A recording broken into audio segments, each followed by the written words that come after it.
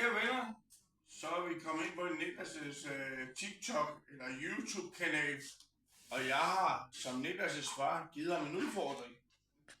Udfordringen hedder, at Niklas skal spise en skive franskbrød med meget stærk ost.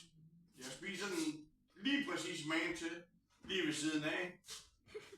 Der er meget stærk ost, der er sennep på, der er råløg, og der er sky. Skal vi se, om Niklas er en kylling, eller om han er en hanekylling? Niklas' mad er her. Hvad siger I? Tør Niklas at spise den, eller tør han ikke? Lad os se, hvad hanekyllingen siger. Jeg henter min egen mad, og vi gør klar til at spise. Jeg sidder og siger til jer alle sammen, der følger ham, at han ikke vil spise det.